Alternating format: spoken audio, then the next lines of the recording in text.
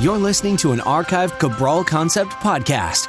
After listening to this show, check out the most up-to-date podcasts available at stephencabral.com/podcasts or search directly on iTunes.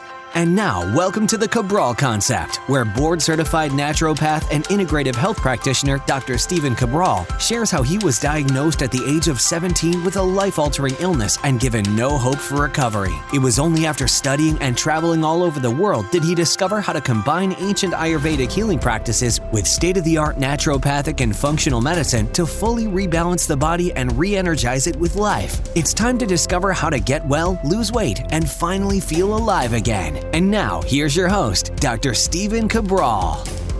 And today on this Mindset and Motivation Monday, I'm excited to share with you a concept that's really been around since the dawn of recorded time. And that's this philosophy that was mentioned in Ayurvedic philosophy. Now, keep in mind that Ayurveda is not just a form of medicine, it's a study of life. It's called the study of life, essentially, the truth of life.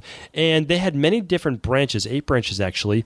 They have surgery, they have yoga, they have philosophy, but a lot of them we don't know about, but the philosophy shared in Ayurveda, in traditional Chinese medicine, in Greek philosophy, it's been shared throughout the ages. It's this thing about being an active participant in your life. It's about planning your life. And now we know it as a lot of different cliches that, if you fail to plan, you plan to fail. If you don't wake up with a plan for that day, you become a part of someone else's plan. So I want to talk about that today because it's so vitally important. We need to look at our life and be an active participant before it just passes us by. And it's so much more than that. It's actually looking at the spiritual part of our life. Whether you believe in organized religion or not does not matter.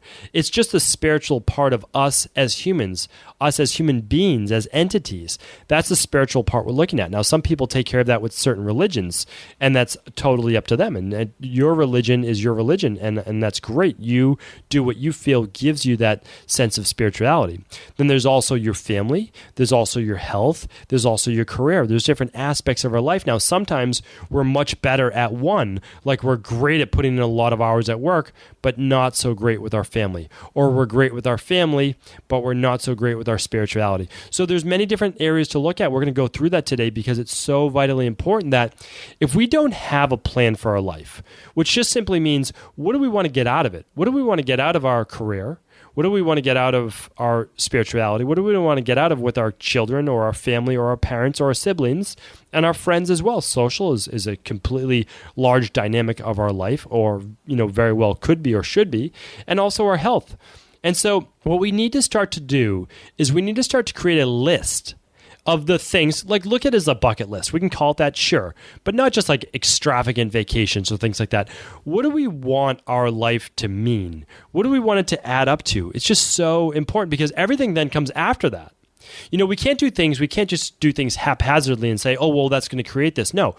Just like anything, like let's say you're trying to lose weight. How do you lose weight? You just come up with an idea, I want to lose weight. Okay, great. Yes, you want to lose weight. But now what's your plan? And not just what's your plan, what's your nutrition going to look like? What's your exercise going to look like? Are you doing your 10,000 steps? Do you have an accountability coach? Are you working with a personal trainer? What's your plan? If you want to get ahead in your career, okay, fine. This is what you're making in terms of, let's say you're looking at in terms of finances. This is what you're making today. How would you make another 50% more? What would you have to do? And then in order to do that, what would that look like? Would it be increase in promotion?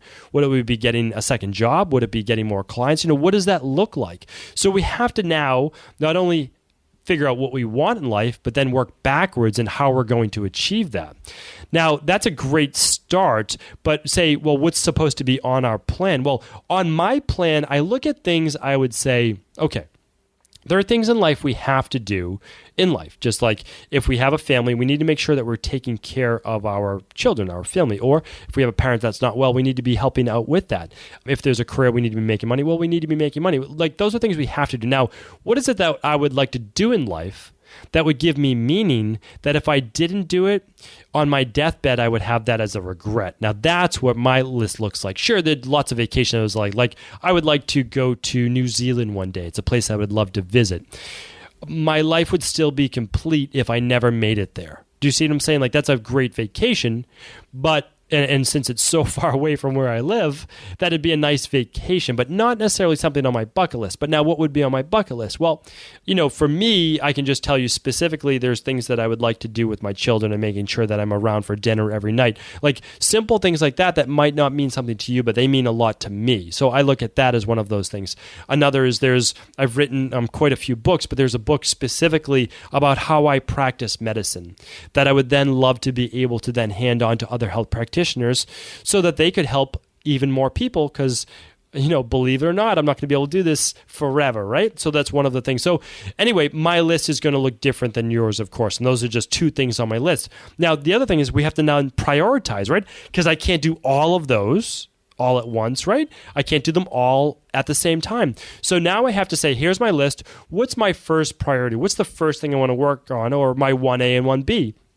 And then I start to work backwards. Let's just say it's the book because it's easy, right? It's an easy one to think about. All right, well, my book's going to be, let's say, 300 pages because that's accessible. Like most people can do that. If you follow my plan of reading 10 pages per day, you can implement that in 1 month. And I think that's obviously a very easy thing. So now for me is, okay, I want to write that book. I'm not in a rush to write it.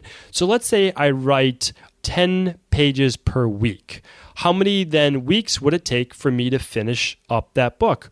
Well, at 10 pages per week, that's 40 pages per month.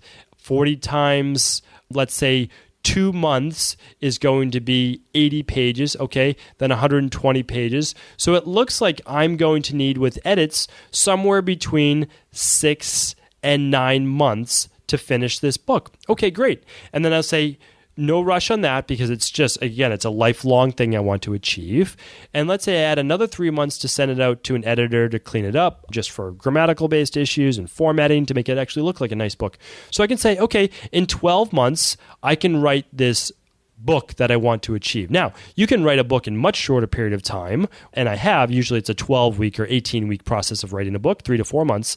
But you can do it if you really just want to give it time and patience and do it slowly over the course of a year. And so, again, that's my breakdown, but that means every week I need to be writing my 10 pages per week, my 40 pages per month. And then you just look at that, okay, over 6 months, that's about 240 pages, okay? I want it to be a little longer, 7 months, 8 months. So, again, look at it like that. I'm just showing you the breakdown. Of course, okay? So you can do that with anything, with weight loss. You want to lose 60 pounds, okay? Well, the first month, you could very easily lose 20 pounds of that.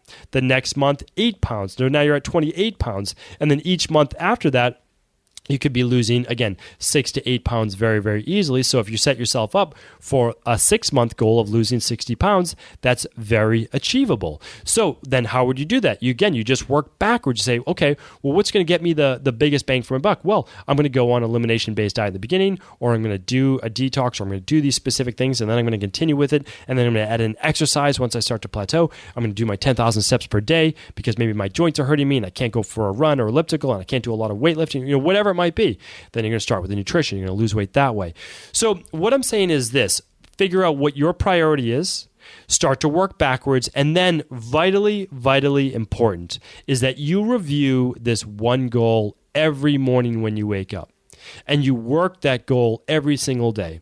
And that's why it's so important that I say that you have to start your day off right. Now, usually it's nutrition-based. Tomorrow, definitely tune in. I'm going to talk about how it's so important to get that first part of the day right with nutrition, using my crowding out plan, but also that you're reviewing how you're doing throughout the day. And now for someone like myself or someone that just could kind of get caught up in the day and kind of be a daydreamer and all over the map, is you can just set little alarms in your phone that just beep at noon and at 3 o'clock and 6 o'clock and it just says check-in or review. Just say, okay, how are you doing with their 10,000 steps? Have it go off right before lunch. What's your plan for lunch? Make it easy for yourself. Now, again, we have to get into a routine, but I'm telling you, by reviewing this plan at the start of your day and knowing what your one priority or your 1A and 1B are, you're going to start to do a whole lot better. You really are. And the reason is that your plan for your life is going to be directly in front of you. And you're going to understand the importance of it because you know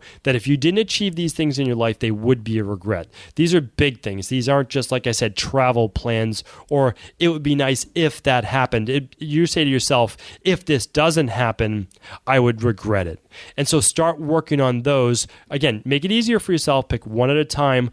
create the plan, work backwards, and then review it each and every morning. And then, of course, before you go to bed. If you do that, believe me, that's what the real law of attraction is all about. The law of attraction is, yes, figuring out what you want, visualizing it, but then set a course in action for how you're going to achieve that. Keep it in your mind when you first wake up, keep it in your mind before you go to bed, the two most important times of the day, and then check in with it, how you're doing throughout the day. Not from a stress vantage point, but simply from I'm just going to keep this in the forefront of my mind so that everything I see in my life, I'm pulling in for how this will help me achieve that goal. I try to do this in my own life. No one's perfect. I'm not perfect either. I simply try to do those specific things and try not to do too many at once. Hopefully this helps you out. I love these Motivation and Mindset Mondays. They're probably, as much as they're for you, they're probably even more helpful for myself. Thank you again for tuning into the Cabral Concept. Please do feel free to share this episode if you know anyone else that it may help. I want to sincerely thank you for your support of this podcast. I couldn't do it without you, and I mean that. I truly do. I also want to make sure you knew that we now have multiple ways for you to find your answers to the most difficult health, wellness, weight loss, and anti-aging questions. You can find podcast-specific topics like thyroid, adrenal, hormones, sleep, digestion, Ayurveda, and many more at stevencabral.com/podcasts that will then link you to your favorite Apple, Spotify, and other podcast players. Plus, all new podcasts and weekly exclusive video content is being added to our YouTube channel at youtube.com/Stephen Cabral. And that's Stephen with a PH. Head on over and subscribe so that you don't miss any of the exclusive content. Lastly, if you've ever found any of my podcasts or books to be helpful, I would really appreciate it if you could leave a review on iTunes or your favorite media player for the podcast. Rating and subscribing to the YouTube and podcast allow me to reach more and more people and help spread my mission of healing throughout the world. Thank you again for being a part of this movement.